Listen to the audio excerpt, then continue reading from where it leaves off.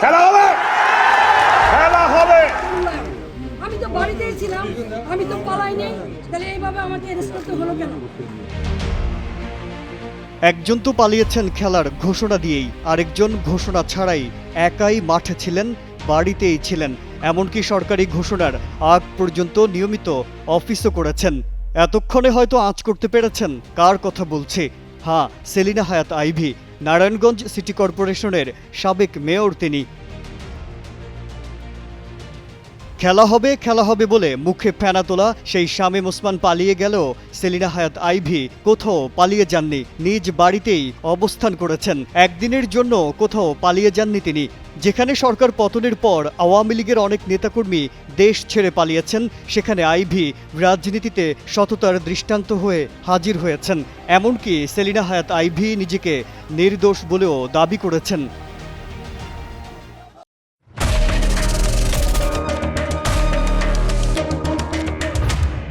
July August আন্দোলনে ছাত্রদের পাশে ছিলেন বলেও জানান সেলিনা হায়াৎ আইভী।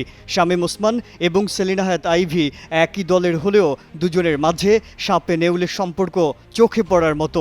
একজন দেশ ছেড়ে পালালেন, আরেকজন দেশে থেকেই রাজনীতিতে প্রশংসিত হচ্ছেন, যা কিনা এলাকাবাসীর ভালোবাসার মাধ্যমে ফুটে উঠেছে।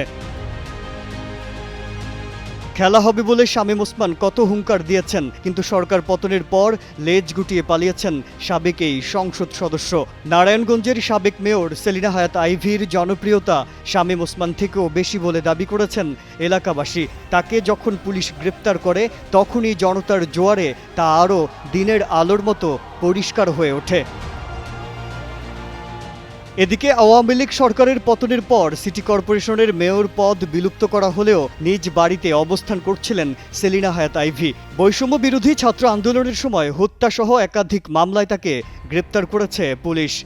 9 মে ভোর 6:45টার দিকে তাকে গ্রেপ্তার করা হয়।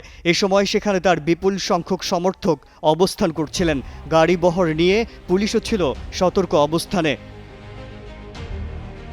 গ্রেপ্তারের সময় সেলিনা হায়াৎ আইভী সাংবাদিকদের বলেন, পুলিশ গ্রেপ্তারি পরোয়ানা না দেখিয়ে তাকে ধরে নিয়ে যাচ্ছে। কি কারণে? আমি কি কোনো জুলুমবাজ? আমি কি হত্যা করেছি? আমি কি চাঁদাবাজি করেছি? আমি কি নারায়ণগঞ্জ শহরে এমন কোনো রেকর্ড আমার আছে যে আমি কোনোদিন কোনো বিরোধী দলকে আঘাত করেছি? তাহলে কিসের জন্য, কি কারণে, কোন ষড়যন্ত্রের কারণে, কার স্বার্থে আমাকে অ্যারেস্ট করা হলো?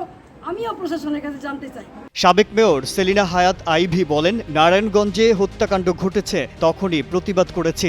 কোনো অপরাধ না করে অপরাধী হিসেবে গ্রেপ্তার করা বৈষম্য বলে দাবি করেন তিনি।